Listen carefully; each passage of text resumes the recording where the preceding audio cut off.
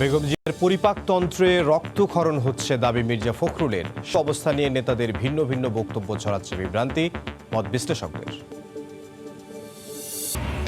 এবং প্রথমবার ICC one day বিশ্বকাপ খেলবে বাংলাদেশ নারী ক্রিকেট দল। কোভিডের নতুন ধরনের জন্য জিম্বাবুয়েতে চলমান বিশ্বকাপ বাছাইয়ের খেলা বাতিল।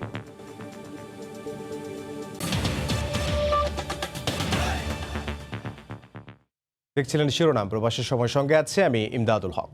বেগম খালেদা জিয়ার পরিপাকতন্ত্রে রক্তক্ষরণ হচ্ছে দাবি করে বিএনপি মহাসচিব মির্জা ফখরুল ইসলাম আলমগীর বলেছেন, সরকার তাকে মৃত্যুর দিকে ঠেলে দিচ্ছে। আর দলটির স্থায়ী কমিটির সদস্য গয়েশ্বর চন্দ্র বলছেন, এই মুহূর্তে বেগম জিয়ার চিকিৎসার চেয়ে সরকার পতনের আন্দোলনে বেশি গুরুত্ব দেওয়া উচিত। অন্যদিকে আওয়ামী লীগ নেতাদের অভিযোগ, বেগম জিয়ার অসুস্থতা নিয়ে রাজনীতি করে সরকার পতনের ষড়যন্ত্রে লিপ্ত বিএনপি। বিএনপি নেত্রী বেগম খালেদা জিয়ার মুক্তির দাবিতে ঢাকা রিপোর্টার্স ইউনিটি মিলনায়তনে 90 ডাকসু ও সর্বদলীয় ছাত্র ঐক্য আয়োজন করে আলোচনা সভার। বক্তব্যে বেগম জিয়ার মুক্তির দাবিতে কঠোর অবস্থানে যাওয়ার ঘোষণা দেন দলটির নেতারা। দেশটি বেগম খালেদা জিয়াকে মৃত্যুর পথে ঠেলে দিয়েছ, তাকে মুক্ত না করা হয়, মাননীয় মহাসচিব কর্মসূচি দিন। বাংলাদেশ চলবে না, বাংলাদেশ বন্ধ হয়ে যাবে, ঢাকা থেকে বাংলাদেশ বিচ্ছিন্ন হয়ে যাবে। আলোচনায় বিএনপি মহাসচিব দাবি করেন, বেগম জিয়ার পরিপাকতন্ত্রে রক্তক্ষরণ হচ্ছে, তবে কেন হচ্ছে তা অনুসন্ধানে আধুনিক প্রযুক্তি দেশে নেই। তাই দ্রুত বিদেশে নিয়ে উন্নত চিকিৎসা করানো অত্যন্ত জরুরি হয়ে পড়েছে বেগম জিয়ার। সেই ধরনের কোনো টেকনোলজি তাদের কাছে এখানে বাংলাদেশে নাই, যে টেকনোলজি দিয়ে তারা সঠিক জায়গাটাতে পৌঁছতে পারেন। তো এখন যেটাকে তাকে তার জীবনকে হুমকির মুখে ফেলে দিয়েছে, সেটা হচ্ছে যে তার পরিপাক যন্ত্র থেকে যে রক্তক্ষরণ হচ্ছে, সেই রক্তক্ষরণকে বন্ধ করা। দলটির স্থায়ী কমিটির সদস্য গয়েশ্বর চন্দ্র রায় দ্বিতীয় দিনের মতো বললেন, এই মুহূর্তে বেগম জিয়ার চিকিৎসার চেয়ে সরকার পতনের আন্দোলনই মুখ্য হওয়া উচিত। আজকে এই চিকিৎসার চেয়েও বেশি প্রয়োজন দাঁড়িয়ে গেছে সরকারের আচরণ। এই চিকিৎসার দাবি যেন সরকার পতনের দাবি, সরকার পতনের আন্দোলনের শেষ ঠিকানা হয়। এদিকে রাজধানীর উত্তরায় মহানগর উত্তর আওয়ামী লীগের ইউনিট সম্মেলনে আওয়ামী লীগের যুগ্ম সাধারণ সম্পাদক মাহবুব উল আলম হানিফ বলেন, সরকার পতনের আন্দোলনের নামে বেগম জিয়ার চিকিৎসা নিয়ে ষড়যন্ত্র করছে বিএনপি। বেগম খালেদাকে মৃত্যুর মুখে ঠেলে দিয়ে সরকার বিরুদ্ধে আন্দোলন করবেন, সেই ষড়যন্ত্র করছেন নাকি আপনারা আজকাল? বিএনপির মনে হয় বেগম জিয়ার লাশ নিয়ে রাজনীতি করতে চায়, সেই কারণে বিএনপিরাই এখন বেগম খালেদা জিয়ার প্রাণের জন্য বড় হুমকি হয়ে দেখা যাচ্ছে বলে অনেকে মনে করছেন। দেশের মানুষকে বিভ্রান্ত করে বিএনপির যে কোনো অপতৎপরতা বরদাস্ত করা হবে না বলেও মন্তব্য করেন আওয়ামী লীগের এই নেতা। এটা বরদাস্ত করা হবে না। কামরুজ্জামান মামুন, সময় সংবাদ, ঢাকা। বিএনপির মনে হয় বেগম খালেদা জিয়ার শারীরিক অবস্থা নিয়ে রাজনীতিকদের ভিন্ন ভিন্ন বক্তব্য বিভ্রান্তি ছড়াচ্ছে বলে মনে করছেন বিশ্লেষকরা। তারা বলছেন, বিষয়টি নিয়ে ধোঁয়াশা তৈরির পাশাপাশি তার অসুস্থতাকে বিএনপির সিনিয়র নেতারা রাজনৈতিক হাতিয়ার হিসেবে ব্যবহার করছেন। এছাড়া বিএনপি চেয়ারপারসনের শারীরিক অবস্থা নিয়ে তার চিকিৎসকদের নীরবতার সমালোচনাও করেন বিশ্লেষকরা। মার্জিয়া মামুর রিপোর্টে বিস্তারিত। শারীরিক নানা জটিলতায় আক্রান্ত বেগম খালেদা জিয়া গত 13 নভেম্বর থেকে রাজধানীর এভার কেয়ার হাসপাতালে চিকিৎসাধীন। সিসিউতে চিকিৎসাধীন বেগম খালেদা জিয়ার অবস্থা কোন পর্যায়ে, তাকে কি কি চিকিৎসা দেয়া হচ্ছে সে বিষয়ে আশ্চর্যজনকভাবে নিশ্চুপ মেডিকেল বোর্ড। অথচ গণমাধ্যমে বেগম জিয়াকে নিয়ে একের পর এক বক্তব্য রাখছেন দল ও জোটের শরিক নেতারা, যাদের একটির সঙ্গে আরেকটির কোনো মিল নেই। যেই ট্রিটমেন্ট এখানে হচ্ছে, আমি শুনে যেটা বুঝেছি, এটা কোনো ট্রিটমেন্ট না। ওনার শারীরিক অবস্থা অত্যন্ত খারাপ, ওনার দেশে কোনো কিছু করা সম্ভব না। এমনকি চিকিৎসার জন্য বেগম জিয়াকে বিদেশে নেয়ার দাবিতে নানা কর্মসূচি পালন করলেও ঠিক কোন দেশে কিংবা কোন হাসপাতালে বেগম জিয়ার চিকিৎসা হবে সে বিষয়ে কোনো জবাব নেই বিএনপির। সরকারের কাছে দফায় দফায় অনুমতি চেয়ে যেসব আবেদন করেছে বিএনপি, সেখানে এ বিষয়ে স্পষ্ট কোনো তথ্য দেয়নি দলটি। এই অবস্থায় রাজনৈতিক বিশ্লেষকরা মনে করছেন, বেগম জিয়ার চিকিৎসার চেয়ে তাকে ইস্যু করে রাজনীতি করতেই ব্যস্ত দলটি। খালেদা জিয়ার জীবন মৃত্যুকে কেন্দ্র করে এই প্রকৃত চিত্রকে ধোঁয়াশায় রাখা মাধ্যমে তাদের দলীয় উদ্দেশ্য সাধনের জন্য চেষ্টা করছে। বেগম জিয়ার শারীরিক অবস্থা নিয়ে ধোঁয়াশা তৈরি ও দলটির নেতাদের একের পর এক বিভ্রান্তিমূলক বক্তব্যের সমালোচনাও করেছেন ডাক্তার জাফরুল্লাহ চৌধুরী। বিএনপির দায়িত্ব ছিল, হাসপাতালের দায়িত্ব ছিল, এই জাতীয় একটি ব্যক্তির প্রতিদিনের বুলেটিন প্রকাশ করতে হয়। জনস্বাস্থ্য বিশেষজ্ঞরা বলছেন একমাত্র চিকিৎসকই রোগীর অসুস্থতার প্রকৃত অবস্থা বলতে পারেন। তাই বেগম জিয়ার শারীরিক অবস্থা কেমন তা কেবল তার চিকিৎসকদের কাছ থেকে জানা সম্ভব। অন্য কেউ তা বলার চেষ্টা করলে তাতে কেবল ভুল তথ্যই বলা হবে। কোনো একজন রোগী তার শারীরিক অবস্থা কেমন এটা একজন চিকিৎসকই বলতে পারেন। কোনো রাজনৈতিক নেতৃবৃন্দের মাধ্যমে এই কথাগুলো বললে মনে হয় যেটা রাজনীতিকীকরণ করা হচ্ছে। দীর্ঘদিন ধরে কিডনি, হৃদযন্ত্রের জটিলতা, ডায়াবেটিস, আর্থ্রাইটিস সহ বয়সজনিত জটিলতায় ভুগছেন বেগম জিয়া। সম্প্রতি তার লিভারের রক্তক্ষরণের বিষয়টি ধরা পড়ে।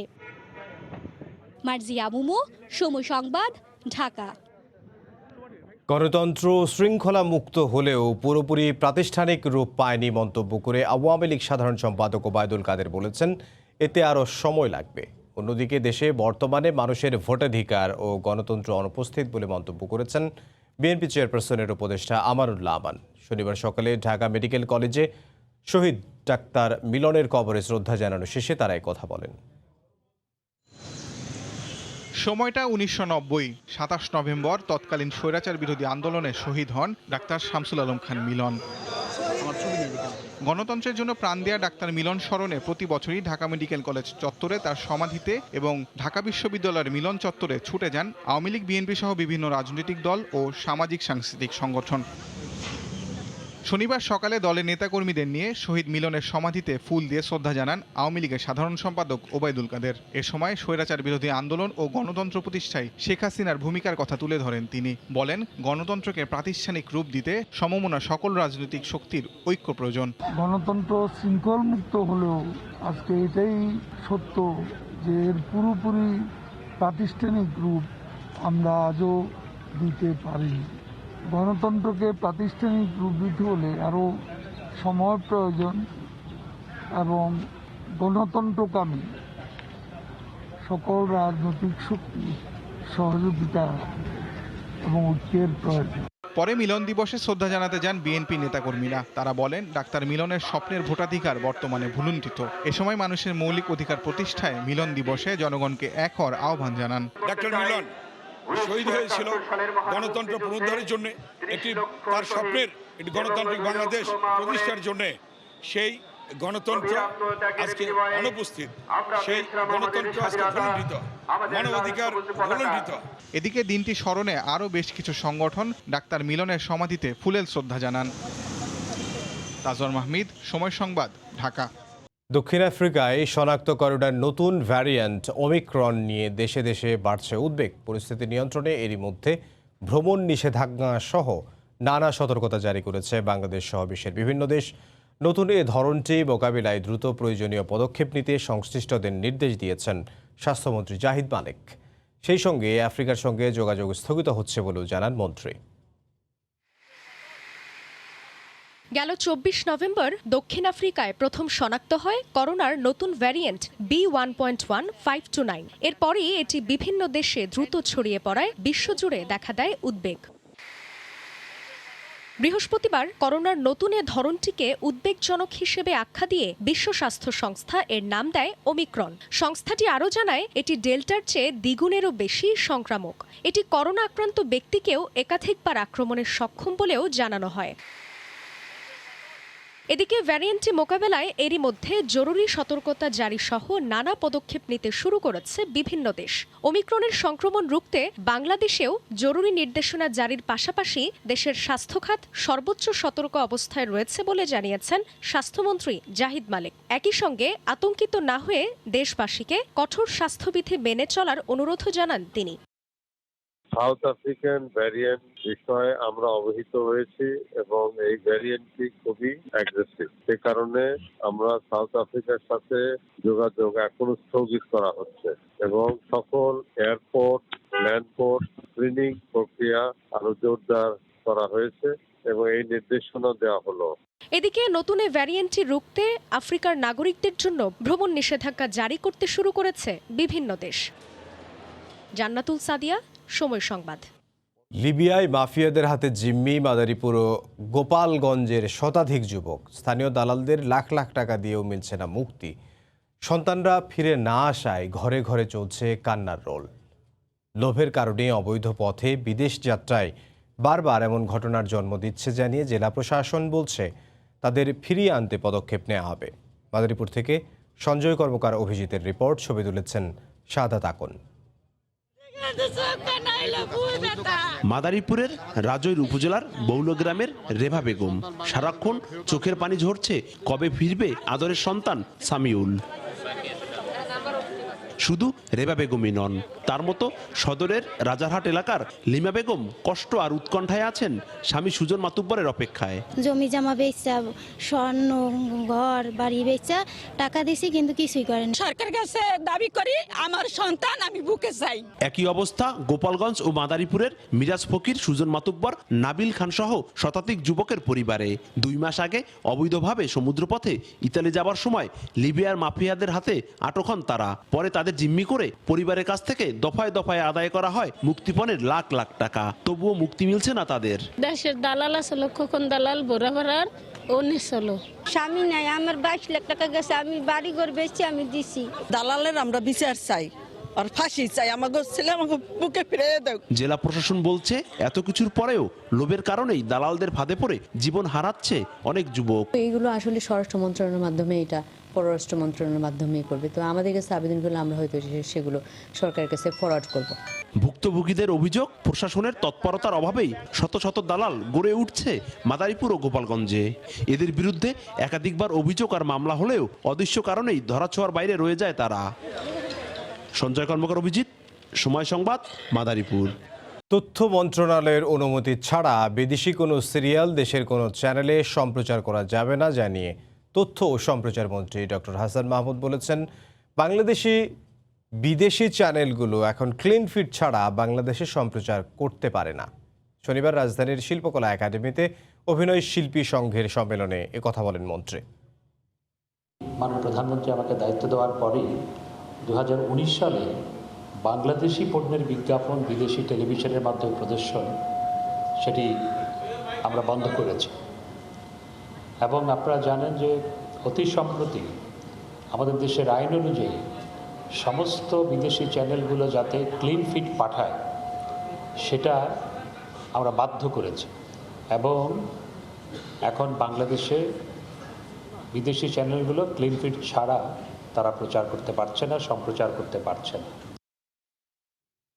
দেশে বিনিয়োগ বাড়াতে হলে সারা বিশ্বে বাংলাদেশে লাভজনক বিনিয়োগ পরিবেশের প্রচারণা বাড়াতে হবে বলে জানিয়েছেন প্রধানমন্ত্রীর বেসরকারি শিল্প ও বিনিয়োগ বিষয়ক উপদেষ্টা Salman F Rahman. Bangladesh Investment Development Authority বিডার 2 দিনব্যাপী ন্যাশনাল ইনভেস্টমেন্ট সামিট 2021 নিয়ে সংবাদ সম্মেলনে কথা বলেন তিনি।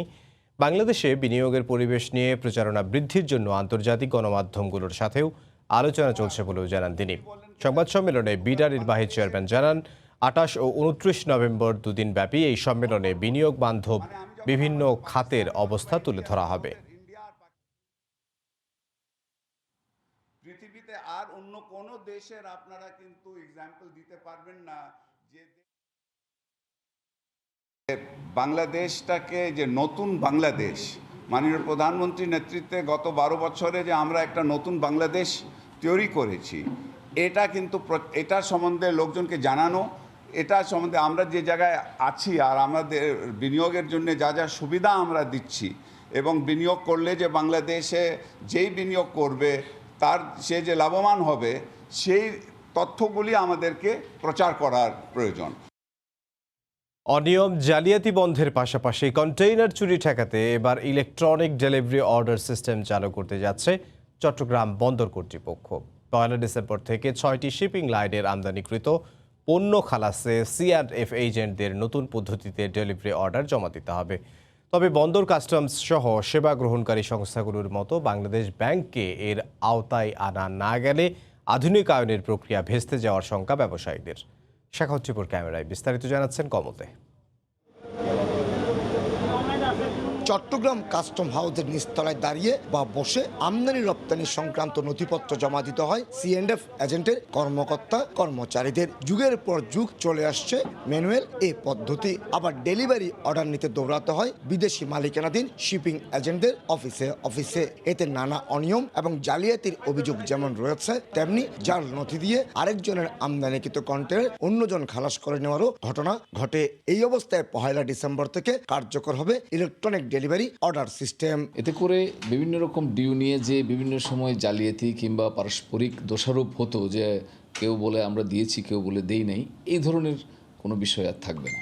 প্রথম পর্যায়ে 6টি আন্তর্জাতিক শিপিং লাইনকে পরীক্ষামূলকভাবে যুক্ত করা হয়েছে। বন্দর ব্যবহারকারী সবগুলো সরকারি এবং বেসরকারি সংস্থার কাছে থাকবে এর পাসওয়ার্ড। সংস্থাগুলো এতে ঢুকে প্রয়োজনীয় নথিপত্র জমা দিয়ে নিতে পারবে ডেলিভারি অর্ডার, আর তার তথ্য তাৎক্ষণিকভাবে চলে যাবে সংশ্লিষ্ট সবগুলো সংস্থার কাছে। এক্ষেত্রে শিপিং এজেন্টদের অফিসে যেতে হবে না সেবা গ্রহণকারী সংস্থাগুলোকে।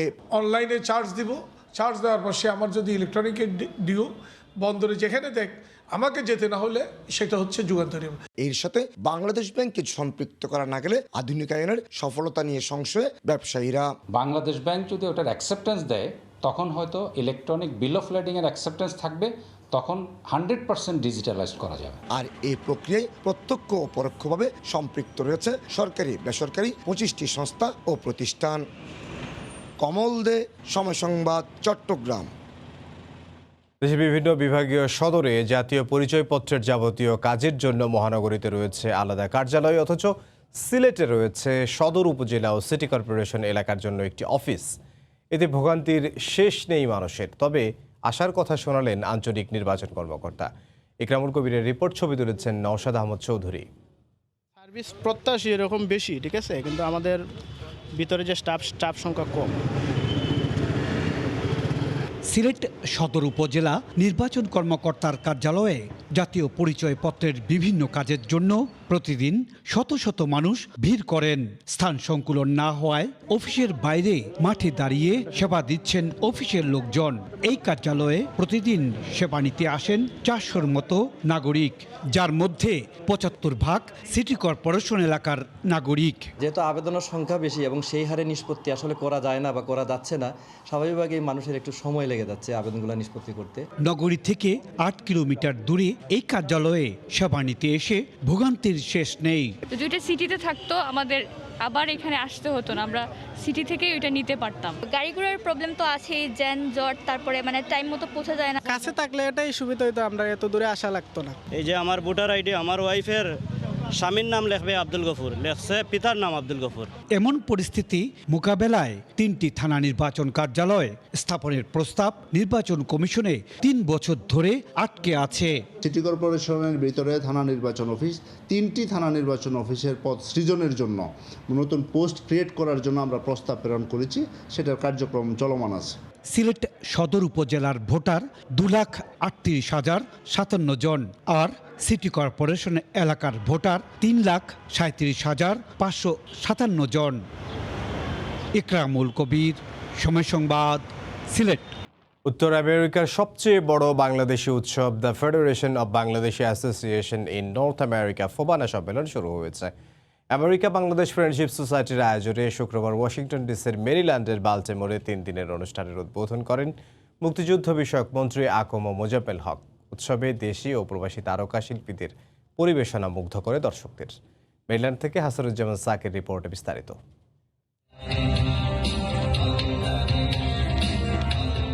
মেরিল্যান্ডে ন্যাশনাল হারবারের গ্যালোর্ড কনভেনশন সেন্টারের বাইরের মতোই ফোবানা সম্মেলনের ভেতরটাও ছিল আলোকময় ও উৎসব মুখর।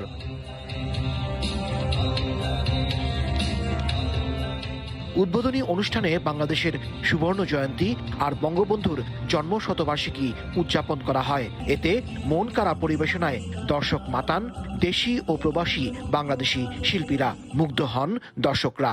ফোবানার সাথে আমরা আসলে বরাবরই জড়িত, তো সেই জন্য ওদেরকে নিয়ে আসলাম। অনুষ্ঠানে মুক্তিযোদ্ধাদের সম্মাননা জানান মুক্তিযোদ্ধা বিষয়ক মন্ত্রী আকম মোজাম্মেল হক। এছাড়াও উৎসবে বিভিন্ন শ্রেণী পেশার বিশিষ্টজনদের হাতে পুরস্কার ও সম্মাননা তুলে দেয়া হয়। প্রথম দিনের আয়োজনে নিজেদের সন্তুষ্টির কথা জানিয়েছেন আয়োজকরা। অনেক মানুষ হবে, over 5 to 7,000 people coming tomorrow, so it's going to be big show.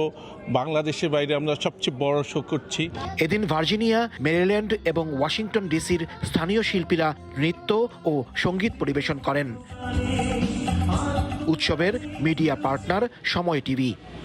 FOBANA সম্মেলনে যুক্তরাষ্ট্র থেকে শুধু নয়, উত্তর আমেরিকার বিভিন্ন স্থান থেকে আসেন বাংলাদেশিরা। তারা আলাপচারিতায়, আড্ডায় আর সাংস্কৃতিক অনুষ্ঠানে মেতে ওঠেন। আগামী আরও দুদিন চলবে এই উৎসব। Hasanuzzaman Saki, Somoy Sangbad, Gaylord resort and convention center, National Harbor, Maryland. দক্ষিণ আফ্রিকায় সৃষ্টি করোনার নতুন ভ্যারিয়েন্ট বেলজিয়ামে ছড়িয়ে যাওয়ায় সব নাগরিকদের সর্বোচ্চ সাবধানতা অবলম্বনের পরামর্শ দিয়েছে জার্মান সরকার। মৃত্যুর ঝুঁকিতে থাকা করোনা আক্রান্ত রোগীদের অন্য শহরের আইসিইউতে সরিয়ে নিতে কাজ শুরু করেছে দেশটির বিমান বাহিনী। জার্মানি থেকে আরও জানাচ্ছেন সহকর্মী বিটু পড়ুয়া। করোনায় বেসামাল জার্মানি। গত 24 ঘন্টায় নতুন করে ৭৪,০০০-এরও বেশি মানুষ সংক্রমিত হয়েছে। এতে নড়ে চড়ে বসেছে প্রশাসন। এছাড়া দক্ষিণ আফ্রিকায় সদ্য নতুন রূপ পাওয়া করোনার নতুন ভ্যারিয়েন্ট B11529 প্রতিবেশী দেশ বেলজিয়ামে শনাক্ত হওয়ায় বাড়তি দুশ্চিন্তায় সরকার। এখনও জার্মানির 3 ভাগের 1 ভাগ মানুষ করোনার টিকার আওতায় না আসায় দিনকে দিন বাড়ছে লাশের সংখ্যাও। এমন পরিস্থিতিতে পুরনো কোভিডের পাশাপাশি নতুন ভ্যারিয়েন্টকে রুখতে সতর্ক অবস্থা প্রশাসন। আমাদের বিদায়ী চ্যান্সেলর অ্যাঙ্গেলা মার্কেল ইতিমধ্যে দেশের সকল নাগরিকদের করোনার সর্বোচ্চ সাবধানতার কথা বলেছেন। তাছাড়া মার্কেল ও নবনির্বাচিত সরকার শারীরিক দূরত্ব বজায় রাখার সাথে সাথে জনসমাগম এড়িয়ে যাওয়ার পাশাপাশি করোনার দেয়া বিধিনিয়ম অনুসরণ, মাস্ক ও স্বাস্থ্য সচেতন হওয়ার পরামর্শ দিয়েছেন সকল নাগরিকদের। আমরা দক্ষিণ আফ্রিকার করোনার নতুন ভেরিয়েন্ট নিয়ে ভীষণ উদ্বিগ্ন। করোনার এই নতুন ধরন যাতে কোনোভাবে ছড়িয়ে যেতে না পারে তার জন্য সম্ভাব্য সবকিছুই করতে প্রস্তুত সরকার। এছাড়াও ভাইরাসটিকে সতর্কতার সাথেও আমরা পর্যবেক্ষণ করছি। জার্মানির বিভিন্ন অঞ্চলে করোনায় মৃত্যুর ঝুঁকিতে থাকা রোগীর সংখ্যা বেড়ে যাওয়ায় দেশের হাসপাতাল ও ক্লিনিকগুলোতে ক্রমশ সংকুচিত হয়ে আসছে নিবিড় পর্যবেক্ষণ শয্যা বা আইসিইউ বেড। এমন পরিস্থিতিতে জীবন মৃত্যুর সন্ধিকোণে থাকা রোগীদের এক অঙ্গরাজ্য থেকে অন্য অঙ্গরাজ্যের হাসপাতালে জরুরি ভিত্তিতে সরিয়ে নিতে এগিয়ে এসেছে জার্মান বিমান বাহিনীও। করোনার নতুন ভ্যারিয়েন্টকে রুখতে প্রতিবেশী দেশ নেদারল্যান্ডস, অস্ট্রিয়া, চেক রিপাবলিক, ফ্রান্স, ইতালি ও মাল্টার মতো দেশগুলো দক্ষিণ আফ্রিকার সঙ্গে সব ধরনের যোগাযোগ বিচ্ছিন্নের সিদ্ধান্তকে স্বাগত জানিয়েছে জার্মানির চিকিৎসা বিজ্ঞানীরাও। জার্মানি থেকে বিটু বড়ুয়া, সময় সংবাদ। ইতালিতে করোনা ভাইরাস আফ্রিকান ভ্যারিয়েন্টের আতঙ্ক ছড়িয়ে পড়েছে। আফ্রিকার 7টি দেশের নাগরিকদের ইতালি প্রবেশে নিষেধাজ্ঞা জারি করেছে। এদিকে 6 ডিসেম্বর থেকে আবারও খোলা স্থানে মাস্ক পরা বাধ্যতামূলক করা হচ্ছে। রোম থেকে সে খবর জানাচ্ছেন জোমানা মাহমুদ। ইতালি সহ ইউরোপের দেশগুলোতে আবারও করোনা ভয়াবহ রূপ ধারণ করেছে। ইতালিতে প্রায় 1 মাস ধরে করোনায় আক্রান্তের সংখ্যা ঊর্ধ্বমুখী, মৃতের সংখ্যাও বাড়ছে পাল্লা দিয়ে। এর মধ্যেই নতুন করে আফ্রিকার ভ্যারিয়েন্টের দাপট শুরু হয় দেশে দেশে। সংক্রমণ বাড়তে থাকলে আগের মতো বাংলাদেশিদেরও ইতালি প্রবেশে নিষেধাজ্ঞা জারি হতে পারে বলে আশঙ্কা প্রবাসীদের। আশেপাশের যে ইউরোপের দেশগুলোর সাথে যোগাযোগ ব্যবস্থা ইতালিয়ান সরকার বন্ধ করতেছে। আমাদের মনে হয় এইভাবে যদি করোনা ভাইরাসটা বাড়তে থাকে তাহলে বাংলাদেশের সাথেও আমাদের সম্পর্ক যোগাযোগ ব্যবস্থাটা মনে হয় বন্ধ করে দিবে। এর জন্য আমরা প্রবাসীরা অনেক আতঙ্কিত। গত 2 বছর তো আমরা ব্যবসা ভালো করতে পারিনি, ব্যবসা হয়নি। এখন আবারও যদি সরকার বিধিনিষেধ দেয় বা আরো কড়াকড়ি করে লকডাউন দেয়, আমরা ক্ষতির সম্মুখীন হব। স্বাস্থ্য মন্ত্রণালয় আগেই ঘোষণা করেছিল বড়দিন উপলক্ষে রাজধানী রোমে সতর্কতা জারি করা হবে। এর মধ্যেই ইতালির 2টি অঞ্চল রেড জোনে পরিণত হয়েছে। গত 24 ঘন্টায় ইতালিতে 13,686 জন নতুন করে আক্রান্ত হয়েছেন, মারা গেছেন 51 জন। ইতালি রোম থেকে জুমানা মাহমুদ, সময় সংবাদ। প্রথমবারের মতো আইসিসি ওয়ানডে বিশ্বকাপের মূল পর্বে খেলবে বাংলাদেশ নারী ক্রিকেট দল। কোভিডের নতুন ধরনের প্রকোপে জিম্বাবুয়েতে চলমান বিশ্বকাপ বাছাইয়ের বাকি ম্যাচগুলো বাতিল হওয়ায় তৈরি হয়েছে এই সুযোগ। এক বিবৃতিতে এই সিদ্ধান্ত জানিয়েছে ক্রিকেটের নিয়ন্ত্রক সংস্থা আইসিসি। প্রথমবারের মতো র্যাঙ্কিংয়ের 5 নম্বরে উঠে এসেছে জাহানারা জ্যোতিরা। ঘটনাটার সূত্রপাত হয় গত মঙ্গলবার। নেদারল্যান্ডস নারী দলের বিপক্ষে শ্রীলঙ্কার ম্যাচের আগে প্রথমবার করোনা প্রকোপ ধরা পড়ে আইসিসির বিশ্বকাপ বাছাই পর্বে। 3 জন ক্রিকেটার পজিটিভ হলেও সে সময় ম্যাচ খেলতে শ্রীলঙ্কা রাজি হওয়ায় কোনো সমস্যায় পড়তে হয়নি আইসিসিকে। তবে সময় যত গড়িয়েছে অমিক্রনের প্রকোপ ততই বেড়েছে আফ্রিকান দেশগুলোতে, এসেছে ভ্রমণ নিষেধাজ্ঞাও।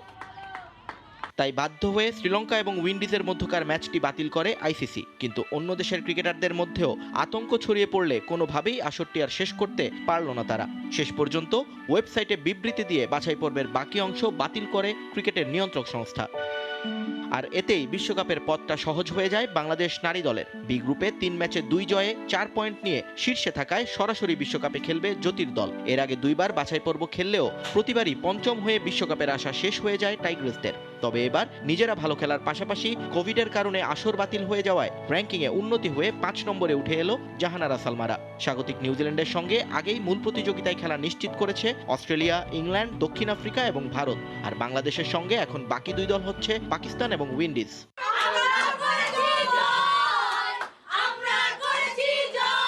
এই খবর পাওয়ার সঙ্গে সঙ্গেই আনন্দে মেতেছেন বাংলাদেশের নারী ক্রিকেটাররা। দীর্ঘ অপেক্ষার অবসান হওয়ায় নেচে গিয়ে নিজেদের মধ্যে ভাগ করে নিয়েছেন বিশ্বকাপে সুযোগ পাওয়ার ভালো লাগা। এদিকে বাংলাদেশ নারী দলকে দ্রুত জিম্বাবুয়ে থেকে অন্য কোনো দেশে নিয়ে যেতে চেষ্টা করছে আইসিসি। ইতোমধ্যে আইসিসির সংশ্লিষ্ট বিভাগের সঙ্গে আলোচনাও করেছে বাংলাদেশ ক্রিকেট বোর্ড। নিয়ন মোহাইমিন, সময় সংবাদ।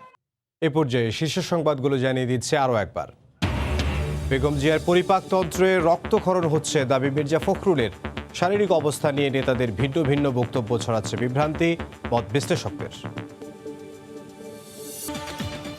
এই ছিল প্রবাসের সময়। সঙ্গে থাকুন সময়ের।